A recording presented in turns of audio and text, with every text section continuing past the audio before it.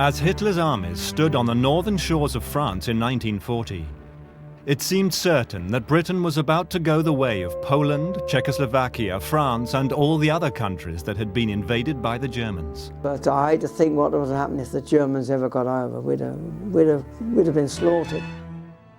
The heroics of the Battle of Britain pilots made sure that never happened. But for everyone in Britain, life was to change completely. Everyone had to do their bit, perhaps as a fireman. One of my very close pals in the fire service was killed with possibly the first bomb that fell on West Ham. Or a land girl. Yes, I'm proud that I was one of those to help win the war, yes. Oh, yes. Or a wren. We were also aware of the war, and anything you could do to, help the cause was really worthwhile. While the country's servicemen and women fought the Germans on the land, on the seas and in the skies, those on the home front had to get used to a very different life indeed. This is their story.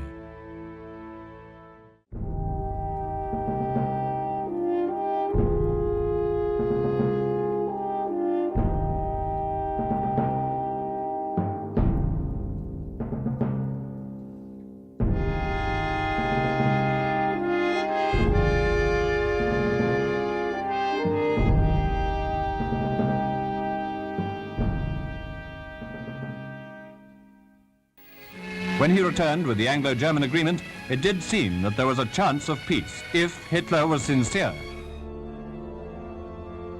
War had been looming for months.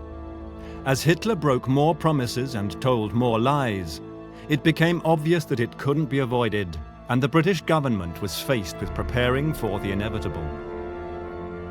Hitler's demands for Sudetenland have been met by British and French intercession, but he is not content to gain them by agreement. He feels he must force them home by immediate occupation of the areas. During World War I, poison gas had been used to terrible effect, and those horrors were still fresh in people's minds. The war gases were simply horrible. Horrible.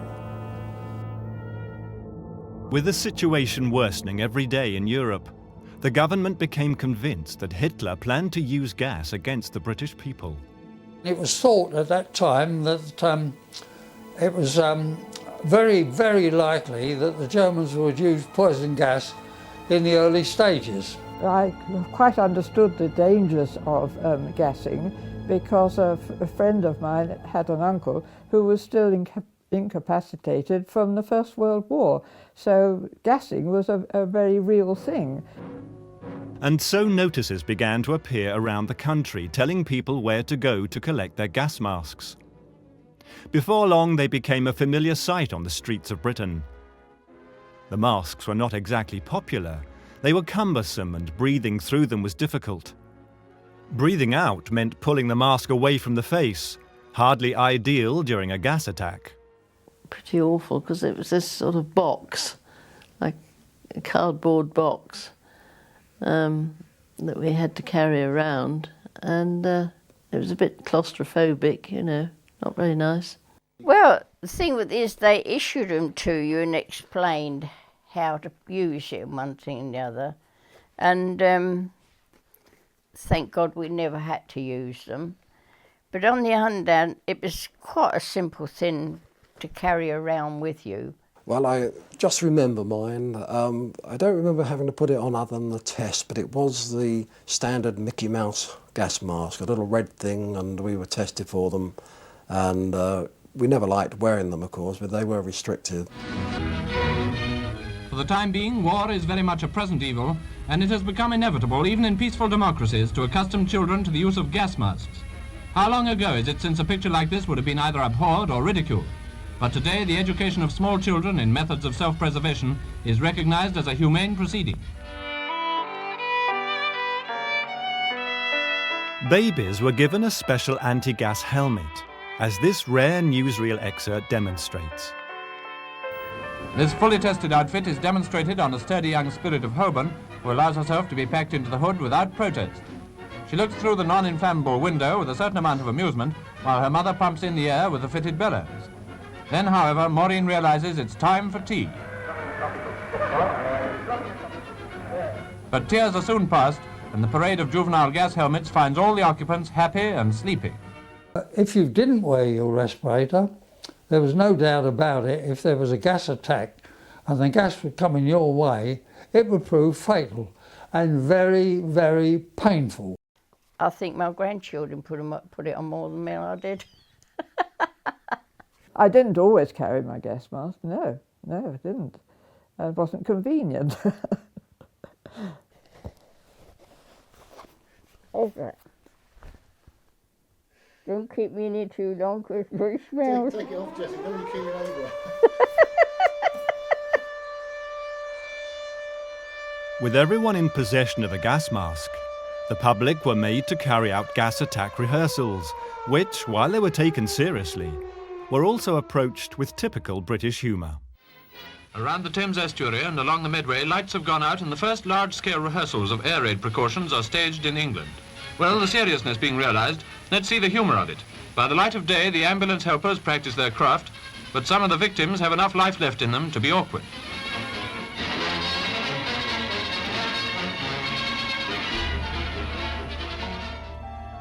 By the time war broke out in September 1939, 38 million masks had been issued by the government. Fortunately, they were never to be put to the test, but they remained a part of daily life until the end of the war.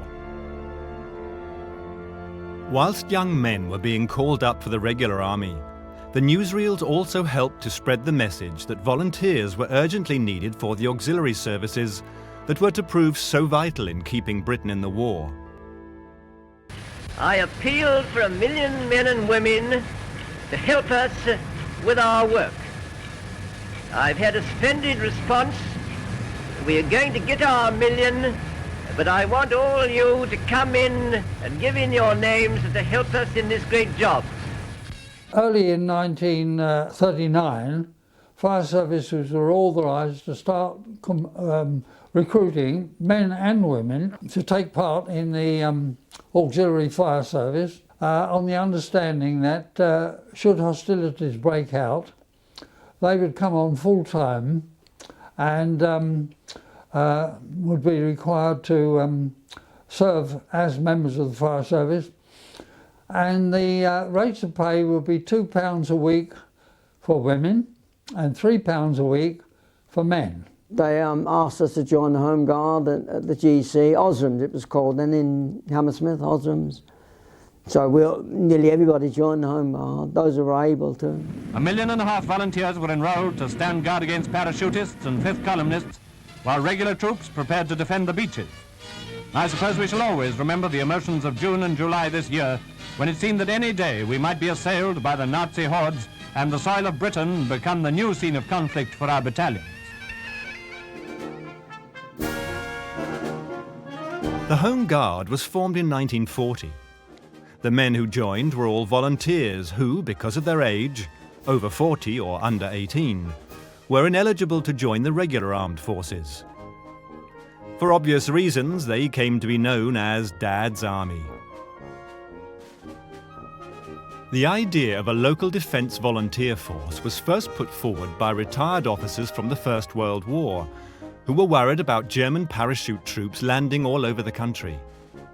At first, the government poured cold water on the idea, and it was only once the Trades Union Congress lent its support that any action was taken. Once Churchill backed the plan, there was no going back, and the Home Guard became a national organisation. They're all volunteers, and a great many of them old soldiers. Their orders, and this is something on which there has not always been clear understanding, are first of all to observe. Here's an example set in a typical piece of country, downland and sea. Home Guards, patrolling in pairs, as always, keep watch for any sign of invasion by land or water. Their duty is to keep contact and shoot if and when they are sure of a kill. That is the second task of the Home Guard, to shoot when they are sure of a kill. When Anthony Eden broadcast an appeal on May the 14th, 1940, the government hoped for a response that would bring in at least 150,000 volunteers. Within 24 hours of that broadcast, 250,000 men had volunteered. By August, that number had risen to 1.5 million. You are a new corps, a corps with its traditions to make. But you have already got your motto, and your motto is, kill the Boche! The majority worked in full-time employment during the day and trained in the evenings using a variety of makeshift weapons donated by the public. Apart from being the first line of defense against any invasion, the Guard's duties included rescuing people trapped after air raids, preventing looting, manning roadblocks and guarding factories and airfields. In the course of your duty, you may have the luck to come in contact with the enemy. If you do, one of your duties is to shoot when you see a sitter, and shoot to kill. Equipment, supplies, all were scarce. Only one shell to fire at each practice.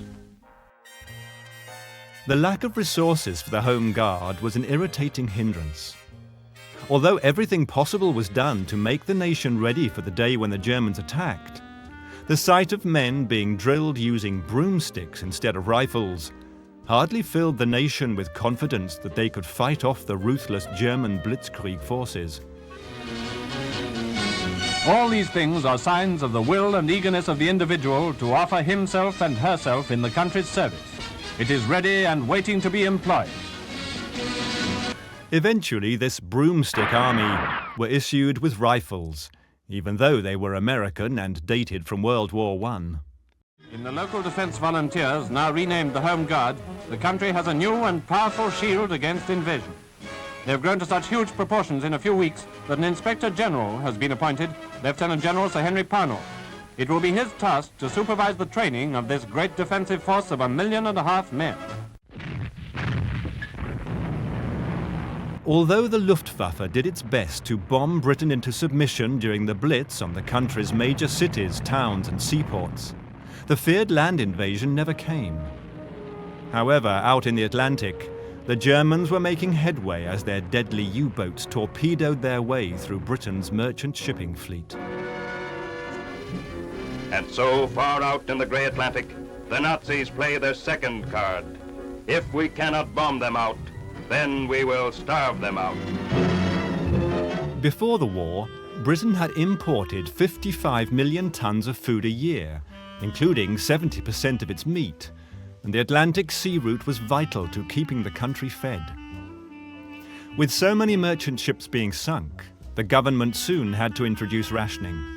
On January the 8th, 1940, butter, bacon and sugar became the first foods to be rationed, and soon housewives also found themselves standing in queues for meat, tea, cheese, milk and eggs. Before long, petrol rationing also came into force. Well, it was very, very strict, but if you were careful, you know, you could get by, and there were lots of things you could supplement the food with, as long if you grew your own vegetables and things like that, and we were all encouraged to do that. And of course, looking back on it, I mean, the Ministry of Food did a wonderful job. We all kept, most of us anyway, kept healthy. I mean, obviously we weren't fussy. I mean, I don't know what the modern generation would have thought of some of the food that we ate.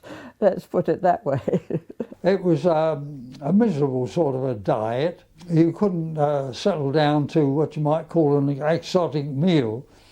It was all commonplace and lacking in variety. But we had enough to fill our bellies. But I ate eggs, and the thing I remember, and my wife says the same thing actually, was the powdered egg. And we actually would love to get hold of some of that original powdered egg that was issued to us. It was a taste all of its own. And people say, oh, you know, but then we enjoyed it. Naturally, the scarcity of the nicer things in life created opportunities for the more enterprising and resourceful members of the public.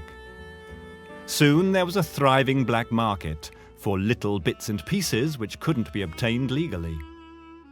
A points system was introduced for the rationing of clothing, and an allowance of 66 points per year was given to each person, just enough to buy one new outfit. As the war progressed, the quota was reduced, and towards the end of the war, people would struggle to buy a new coat on their rations. Leslie Mann, whose family owned a butcher's shop, remembers. He used to get a side of beef, and however the butcher, however skillful he was, he could cut it one way and it would bring out more than another way. We always had a nucleus of meat that we could sell off the rations, but it was very hush-hush. Everybody knew their own customers, so there was never any problem there. The government may have been bombarding everyone with slogans such as "make do and mend," and materials for clothing may have been in short supply. But that didn't stop the women of Britain from continuing to indulge in one of their favourite pastimes, fashion.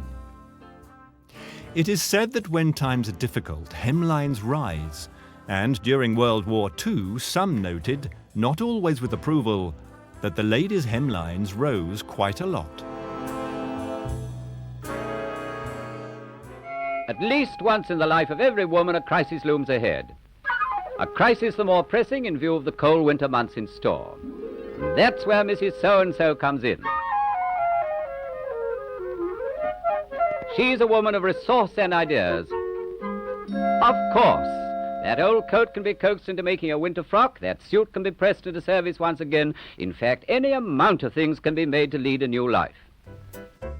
Nylon stockings were one of the most sought-after fashion items of the time. But these were in short supply, so some women would go to extreme lengths to get the look. This isn't the first time that stockings have been painted on legs, of course.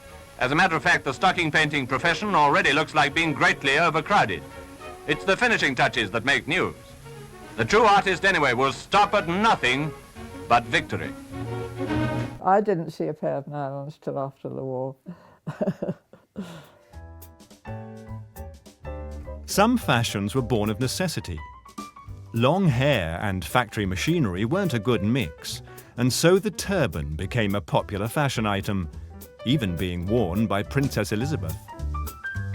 Trousers on females that would have been disapproved of before the war were made acceptable by working women.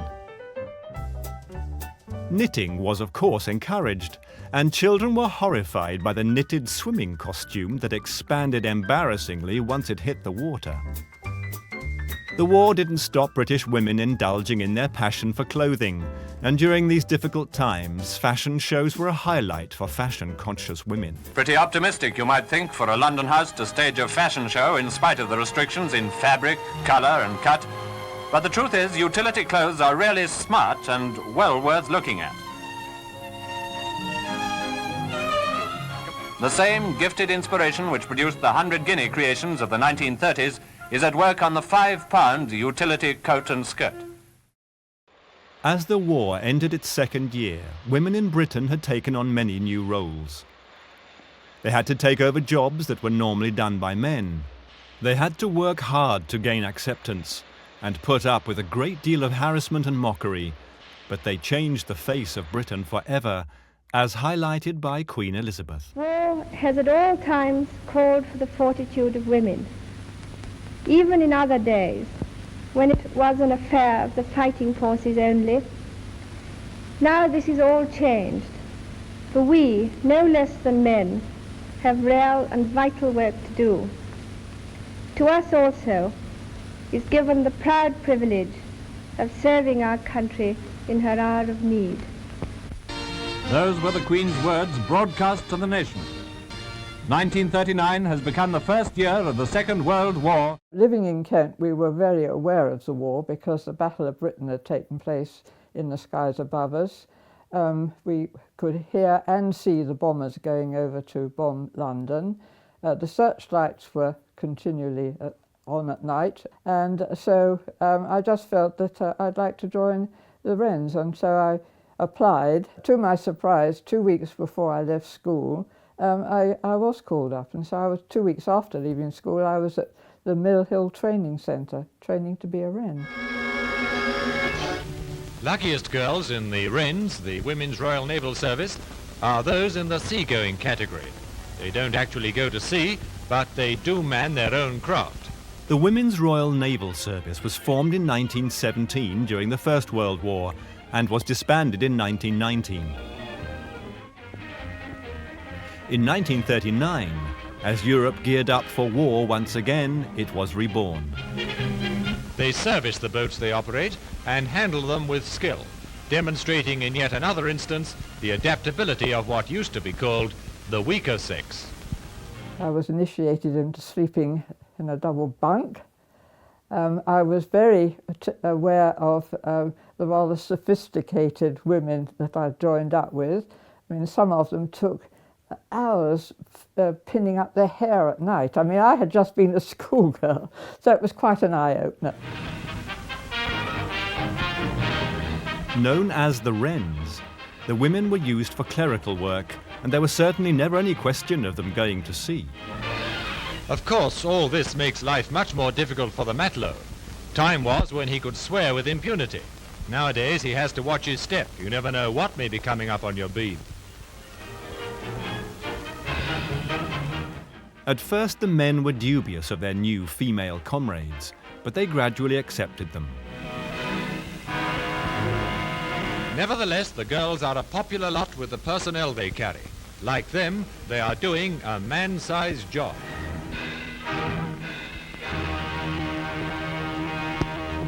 When I first went up to Machrihanish as a Met Wren officer, I was the first Met Wren officer they'd had there, and I felt there was a little bit of resistance, but I like a challenge like that, and I think I was fairly soon accepted. By 1944, the numbers of serving Wrens had reached 75,000, and when the war finally ended, 100,000 women had worn the Wren uniform. More than 300 had given their lives for their country. Well, looking back on things, I'm very pleased that I served in the Wrens, and I'm proud that I did, because I wouldn't have wanted to be doing anything else during that period of the war. While some women joined the Wrens, others stayed on land and joined the Women's Land Army, more popularly known as the Land Girls. Ladies and gentlemen, we cows are in a very serious predicament. There are not enough people to milk us, and the Land Army needs 30,000 volunteers this year. Yes, we need the gentle female touch.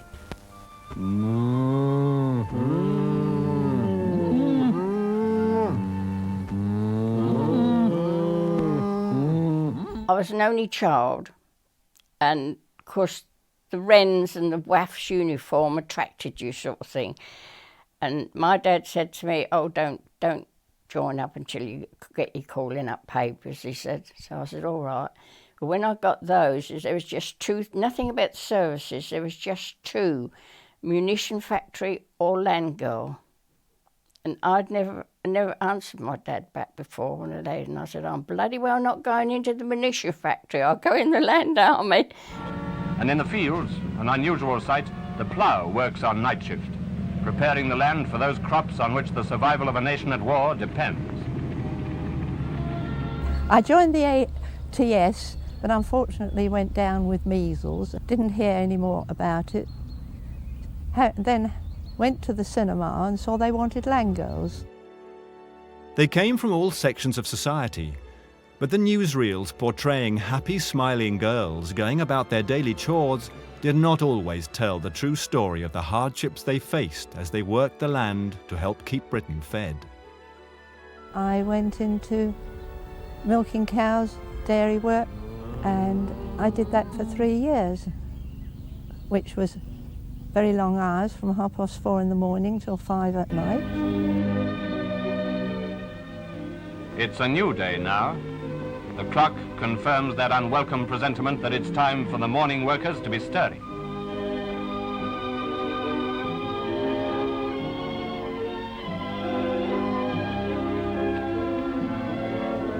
And how do you like the work here? I like it very much indeed. Is it going all right today? Yes, it's going quite well. It's rather hot today, though, I'm afraid. Do you like working here? Yes, I like it very much indeed. Would you like to go back to the Bank of England after you've... No, I haven't any desire to ever to go back. You haven't done it? No. None at all? No. When the Land Army was first started, they had a month's training, but a lot of us, like myself, was gone in at the deep end, and it really was hard work to begin with. For the equivalent of £1.60 a week pay, the work was monotonous and backbreaking, and the hours were long, often from 7:30 in the morning to 9:30 at night. There was resentment amongst some farmers who thought the women couldn't do a man's job. The actual farmer, he was an old what's-it. And I was up on the field all on my own, all these lumps of manure. I give it the posh word, manure. And they gave me this big fork, and I thought, I can manhandle that, I think. And he came along, him and Ray came along, and I heard him say, if she don't work faster than that, put her on piecework. And I was brought up never to answer anybody back or being rude to anybody. And I looked at him, I dumped my fork, and I just walked off down to the farm. When I went up on my bike in the morning, Ray apologised. Oh, he was rotten old so-and-so. For many girls, it was the first time away from home, and homesickness was common. For those girls who stayed in local hostels, there was a camaraderie which formed friendships that have lasted a lifetime.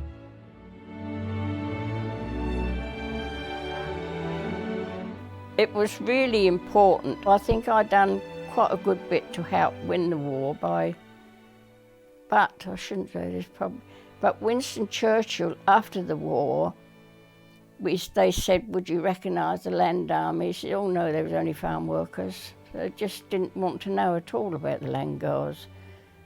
We was nothing, we just dug the earth and that was it, you know. So we didn't get no joy out of him. One part of the Land Army was the Women's Timber Corps, who went by the name of the Lumber Jills. The Women's Land Army in Britain is also doing invaluable war work, and the forestry section has been taken over by the Ministry of Supply. Miss Margaret Kinloch, who is, I believe, the only fully qualified woman forester in the country, is forewoman of this lumber camp. And the camp is now fully engaged in stepping up the production of timber for Britain's war effort. It's tough work, but they like it. Who said men must work and women must weep?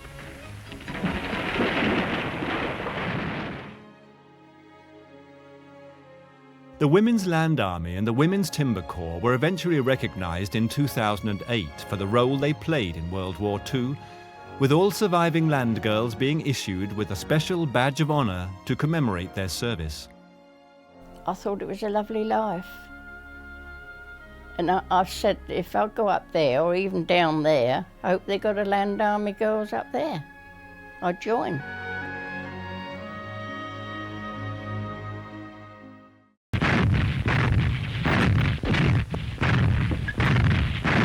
By 1942, there were 217,000 women serving in the ATS, the Auxiliary Territorial Service, with many manning anti-aircraft batteries. In total, some 55,000 women served in air defence. Winston Churchill himself had ordered that women should not be allowed to fire the guns.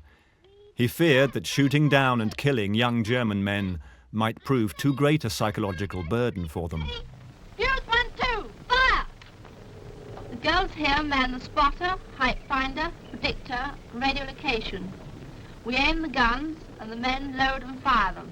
We've had some casualties from bombs and splinters, but not as many as the Germans have had from our guns. Big target! Play!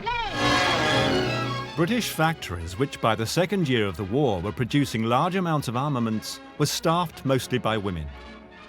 By 1943, they outnumbered men by a ratio of 3 to 1. British women have been at it for 3 years, 10-hour shifts, night and day. With so many women in employment, factory owners were given some very non-PC advice, with one magazine from the time even suggesting that husky women, those generally on the heavy side, were more even-tempered and efficient than their underweight sisters. What are you trying to do? Win the war on your own? Get out. You need a man about the place. We don't. The women produced all manner of vital war supplies, from uniforms to aeroplanes, from tanks to munitions. But men were paid more for the same jobs. Sometimes even unskilled male workers received more wages than their female counterparts. Conditions were tough, with shifts lasting for 10 hours during either the day or night. You tired, kid? At 4 in the morning, there's a break for tea, of course. You got through quickly, just in time for tea. Some of the worst jobs for women were in the munitions factories, as working with TNT had the side effect of turning the skin a pallid yellow, earning the women the nickname canaries. The exposure to TNT was also a cause of infertility. Mind it doesn't go off. I'd rather be firing them than making them any day. Thousands of people have discovered that a 10-rod plot will keep a family of 5 in vegetables 8 months of the year. Despite the efforts of those working the land, there was still a shortage of fruit and vegetables, so the government launched the Dig for Victory initiative. The slogan appeared on posters all over Britain. Do you like standing in a queue for your vegetables, or do you think it's tiring and a waste of valuable time? Do you ever find your long wait has been useless, that supplies of what you want have run out before your turn comes? It's not the greengrocer's fault, it's up to you. Dig for Victory. Although vegetables were not rationed, they were not often easy to get hold of, so the government urged people to make use of their gardens and plant vegetables. The newsreels even gave instructions on how to lay down a vegetable garden for those who had never had any experience of gardening. We're going to watch an old hand for a few minutes, and if you get any pleasure out of watching his skill, you'll get a lot more in learning how to do a good job yourself. You use a fork for lifting cabbages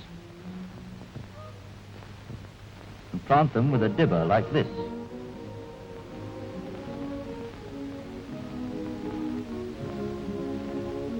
While you lift leeks with a spade and plant them with a dibber. You see, there's a proper tool for every job, and they needn't be expensive, especially if you borrow them from the man next door. But the finest tools a gardener can possibly use are his own 2 hands. Take a few tips like these from the old gardeners, and you'll soon be growing your own tomatoes, peas that melt in the mouth, carrots that will be a revelation. And surely, isn't an hour in the garden better than an hour in the queue? I think the Dig for Victory and those sort of propaganda initiatives were very good, and people did do their best to, do what they could, yes. Whilst the USA was supporting the British war effort by supplying much-needed weapons and supplies, it wasn't until after the Pearl Harbor attack that she actually entered the war.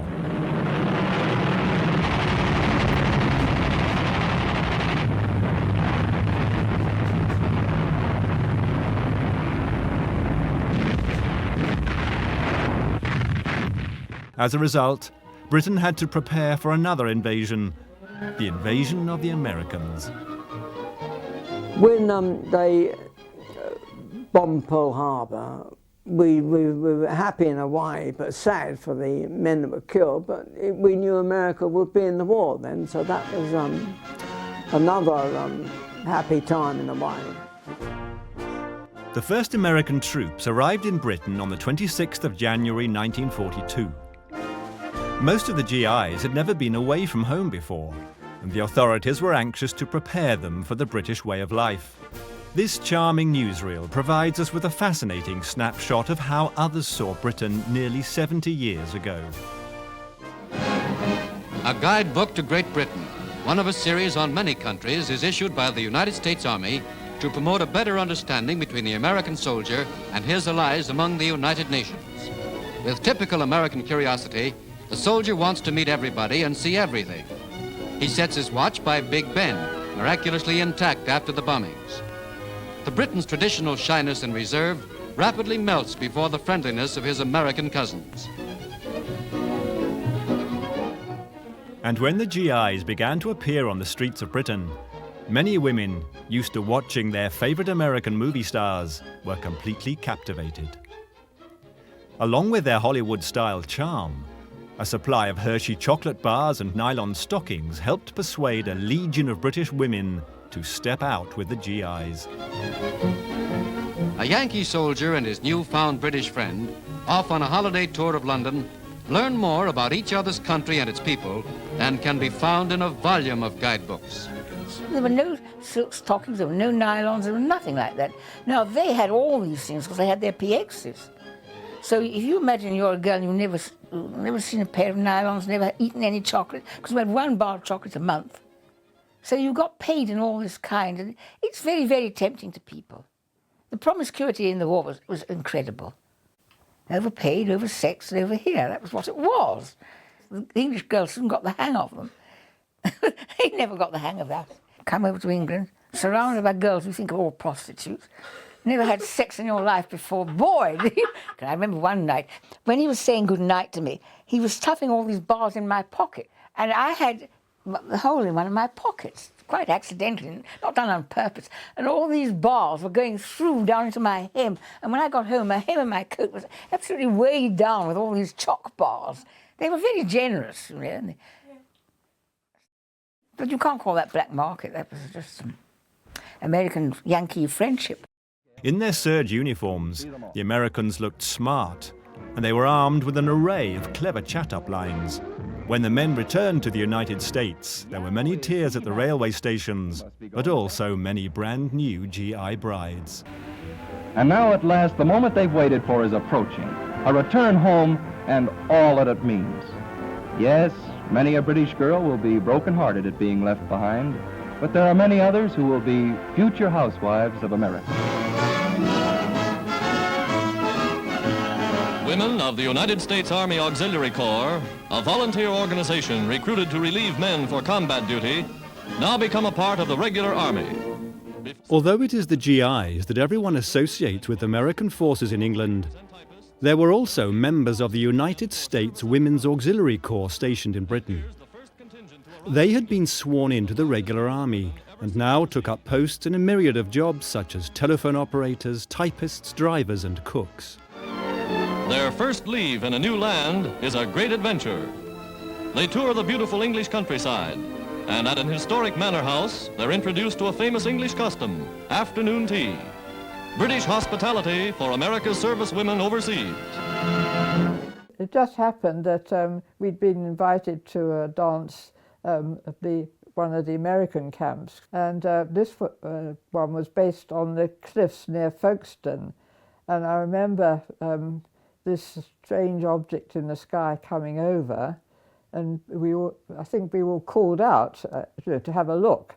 And this obviously wasn't an ordinary aeroplane, and we were all very bewildered and bemused as to what it was. And of course afterwards we found out that it was a doodlebug. So I reckon I probably saw one of the first that ever came over.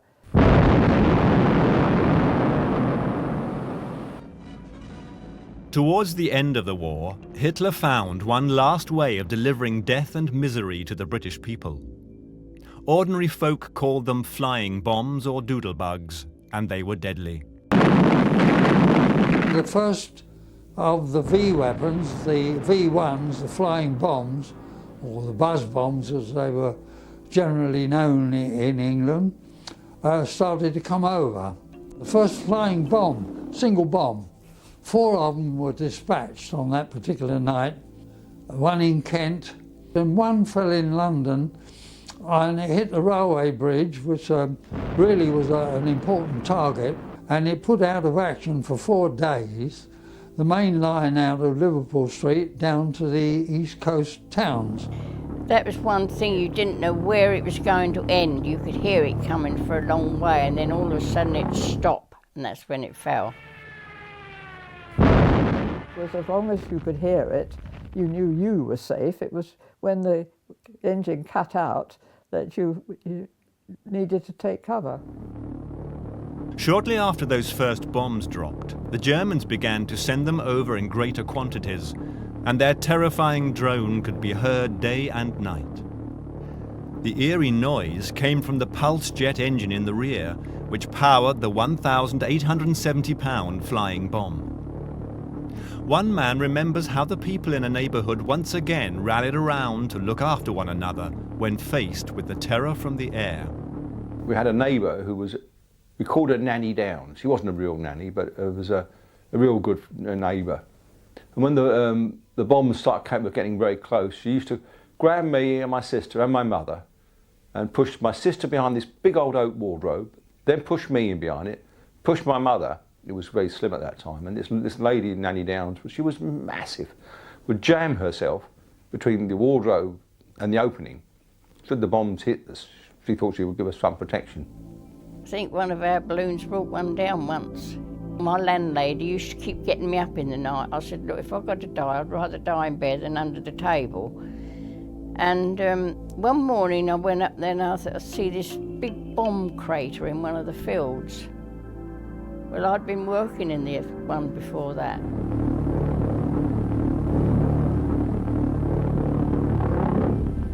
The chug of the engines and when they were cut out.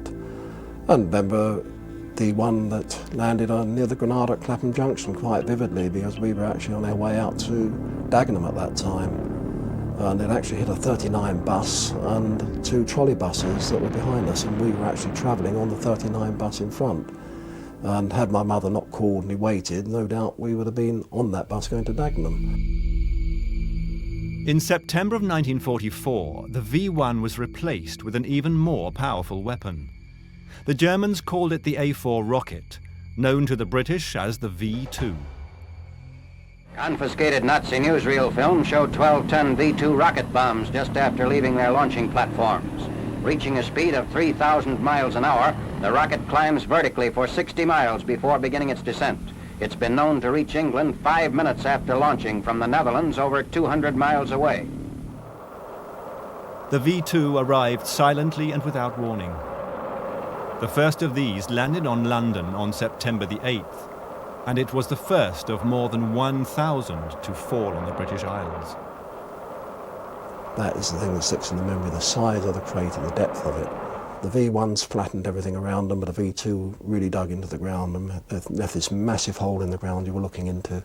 But they continued to use the V1s as well, so right up till March 1945, when the invasion troops had overrun Normandy and captured many of the launching pads for the V1s and the V2s, that we were given any relief. And the last V2 rocket fell at Chislehurst in Kent in the end of March 1945. You didn't really understand the fear of what they actually were. You just knew they were weapons of war, but as being born in 39, it was just the way you thought life was. You really didn't know any difference. On May the 7th, 1945, came the day that everyone in Britain had longed for. Nazi Germany surrendered to the Allies, and the most destructive war the world had ever seen was finally at an end. On May 7th, 1945, there came at last an end to the war, which for almost 6 harsh years had conditioned the lives and the aims of the British people. There would be ample time for the country to reflect upon the terrible losses, the destruction and the cost. But on that day, it was time for those who had survived and lived through it to celebrate victory and the coming of peace. Well, thank heavens it's all over, and a silly thing was that you could put the lights on. You didn't have to go home and put the blackout up. Great relief all around, but very sorry for families who'd lost people, obviously.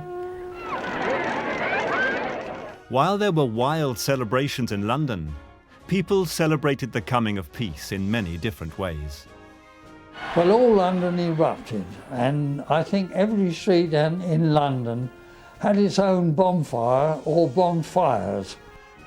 They raided, bombed areas and bombed premises, and they took out doors and floorboards and anything that would burn, and they made great bonfires in the street.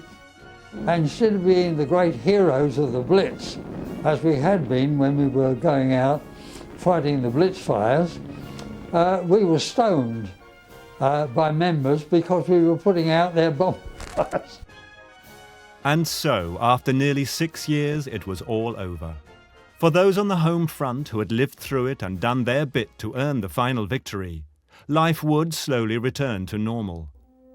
But somehow it would never be the same again.